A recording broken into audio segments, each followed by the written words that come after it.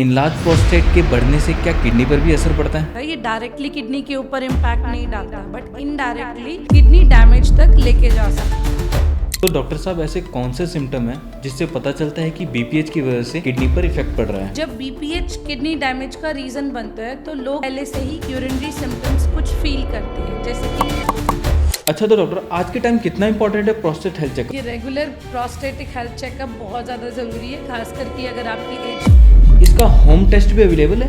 Home test जैसा इसमें कुछ नहीं होता है। बीपीएच के सिम्टम काफी ज्यादा यूटीआई और किडनी इश्यूज से मिलते जुलते हैं, तो हमें कैसे पता चले? बीपीएच, यूटीआई और किडनी डिजीज, इनके सिम्टम्स जो होते हैं ये आपस में ओवरलैप करते हैं। Hello everyone, welcome back to life Shrota podcast. इस पॉडकास्ट में हम बात करेंगे इनलार्ज प्रोस्टेट और किडनी फेलियर से उसके कनेक्शन के बारे में। तो आज हमारे बीच हैं Ayurvedic expert doctor Anita Sood. Welcome to this podcast ma'am. तो जैसे कि मैम, इनलार्ज प्रोस्टेट की प्रॉब्लम काफ़ी ज़्यादा बढ़ रही है, तो उसको लेके ना व्यूअर्स में काफ़ी ज़्यादा कन्फ्यूज़न है। तो डॉक्टर साहब, मेरा सबसे पहला सवाल ये है, बीपीएच के बढ़ने से क्या किडनी फेलियर हो सकता है? और अगर हो सकता है तो इसका डायरेक्टली कनेक्शन क्या है? और इनलार्ज प्रोस्टेट के बढ़ने से क्या किडनी पर भी असर पड़ता है? बिल्कुल, ये एक बहुत ही इम्पॉर्टेंट बात है जिसे कि हर मेल्स को समझना चाहिए, क्योंकि जो बीपीएच यानी कि लार्ज प्रोस्टेट जो होता है ये डायरेक्टली किडनी के ऊपर इम्पैक्ट नहीं डालता, बट इनडायरेक्टली किडनी डैमेज तक लेके जा सकता है।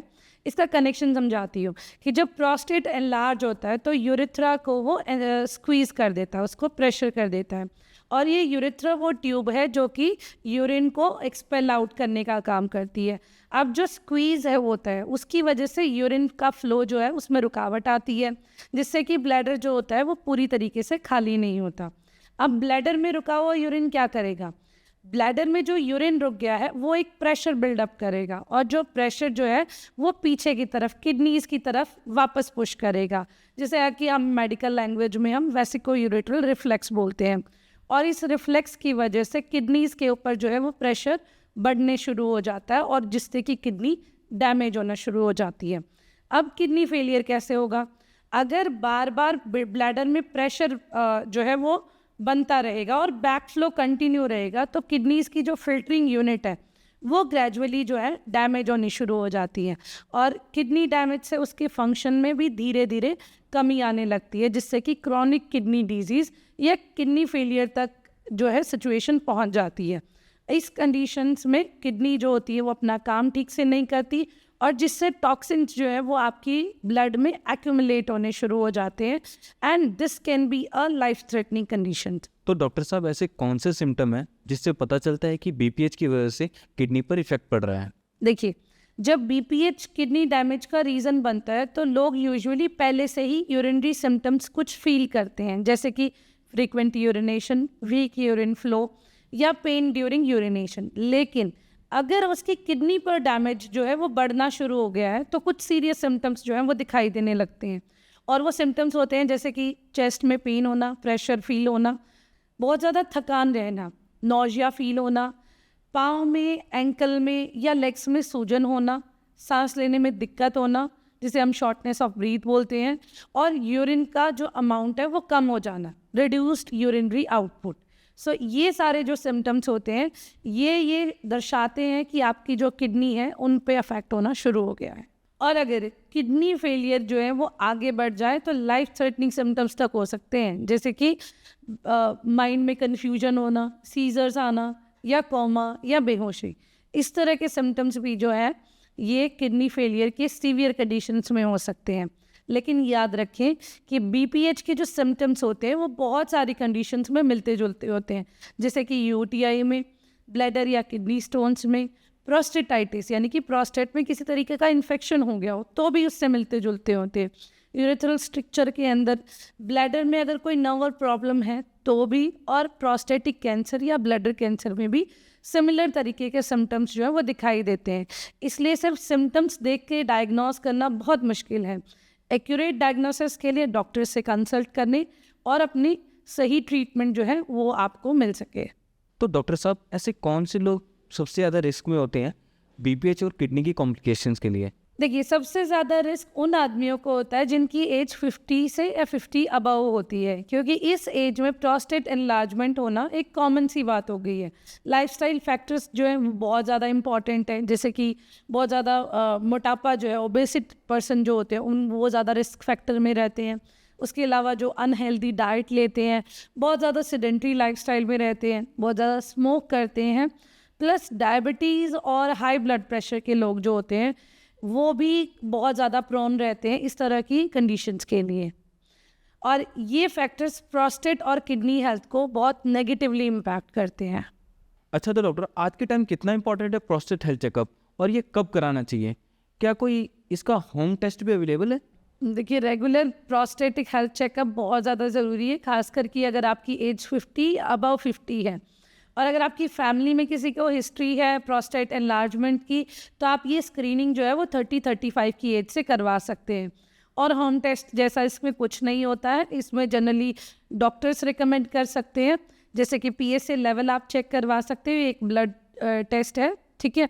उसके अलावा आप डिजिटल रेक्टल एग्जामिनेशन करवा सकते हैं, या फिर आप इमेजिंग स्टडीज़ जैसे कि ट्रांस रेक्टल अल्ट्रासाउंड जो है वो आप करवा सकते हैं। और ये जो टेस्ट होते हैं ये भी प्रोस्टेट का साइज़ या उसकी हेल्थ बताते हैं, क्योंकि प्रोस्टेट का डायरेक्ट तो वेट चेक नहीं हो सकता, तो ये लेकिन इसके साइज़ से और वॉल्यूम से अप्रॉक्सीमेट आइडिया लग जाता है। और अगर रेगुलर स्क्रीनिंग और अर्ली डिटेक्शन अगर आप कर पाते हैं तो ट्रीटमेंट जो है वो बहुत ईजी हो जाता है और आप बहुत बड़ी कॉम्प्लिकेशन से खुद को बचा सकते हैं। तो डॉक्टर, BPH के सिम्टम काफ़ी ज़्यादा UTI और किडनी इश्यूज से मिलते जुलते हैं, तो हमें कैसे पता चले कि ये BPH है या UTI है या किडनी इश्यूज है? और सबसे बड़ी बात, हमें डॉक्टर के पास कब जाना चाहिए? ये सवाल बहुत ही ज़्यादा ज़रूरी है, क्योंकि BPH, UTI और किडनी डिजीज़, इनके सिम्टम्स जो होते हैं ये आपस में ओवरलैप करते हैं और ये सभी कंडीशंस में पेशेंट को डिस्कम्फर्ट होता है। तो अब UTI का समझाती हूँ कि जैसे UTI है, UTI एक बैक्टीरियल इन्फेक्शन है जो ब्लैडर को या यूरिनरी ट्रैक्ट में को इफेक्ट करता है। और इसके कॉमन सिम्टम्स कैसे होते हैं, जैसे कि बर्निंग यूरिनेशंस, फ्रीक्वेंट यूरिनेशंस, अर्ज, बार बार यूरिनेट करने की अर्ज होना, क्लाउडी और स्ट्रॉन्ग स्मेलिंग यूरिन, और कभी कभी लोअर एब्डोमिनल पेन, ये UTI के सिम्टम्स होते हैं। और UTI को हम ट्रीट अलग तरीके से करते हैं, उसका ट्रीटमेंट अलग तरीके से होता है और ये बहुत जल्दी जो है वो ठीक भी हो जाता है। बात करें BPH की यानी कि एनलार्ज प्रोस्टेट की, तो एनलार्ज प्रोस्टेट के सिम्टम्स अलग तरह के होते हैं और इनिशियली सिम्टम्स लाइट होते हैं, which is over a period वो वर्स होते चले जाते हैं। सिम्टम्स होते हैं जैसे कि वीक यूरिन स्ट्रीम होना, dribbling after urination, difficulty in urination, frequent urination specially night time पे, या इनकम्प्लीट इवैक्यूएशंस कि ब्लैडर जो है वो पूरी तरीके से खाली नहीं हुआ।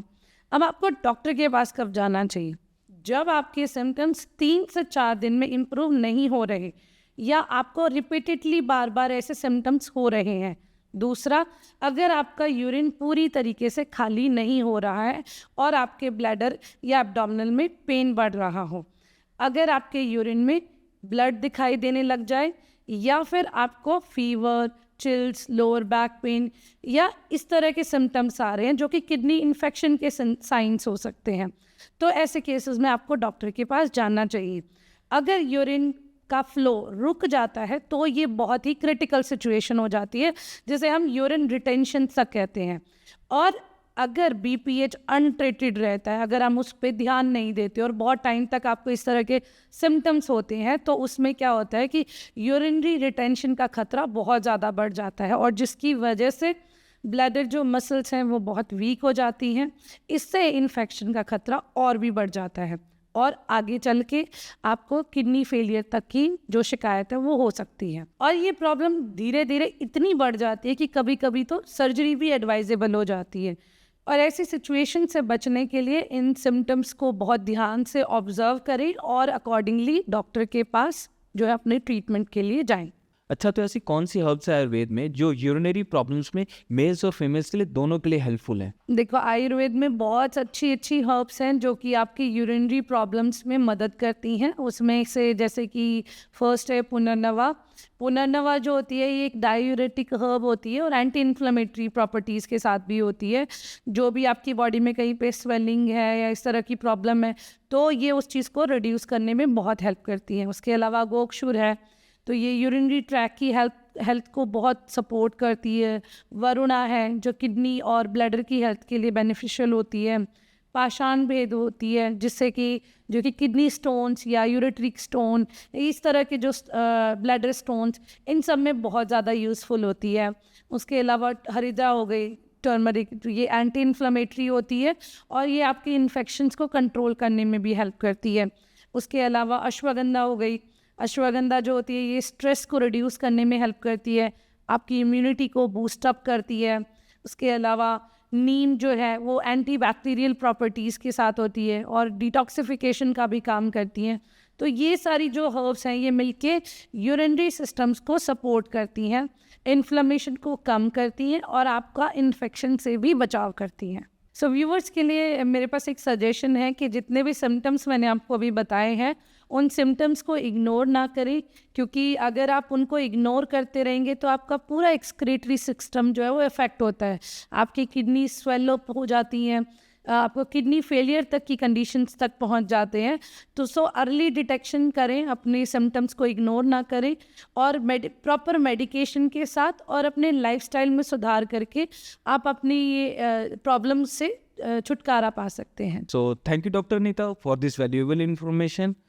आई होप आप लोगों को ये वीडियो काफ़ी अच्छी लगी होगी। अगर अच्छी लगी है तो लाइक करिए, सब्सक्राइब करिए और अगर आप लोगों के कोई क्वेश्चंस हैं तो कमेंट सेक्शन में डालिए।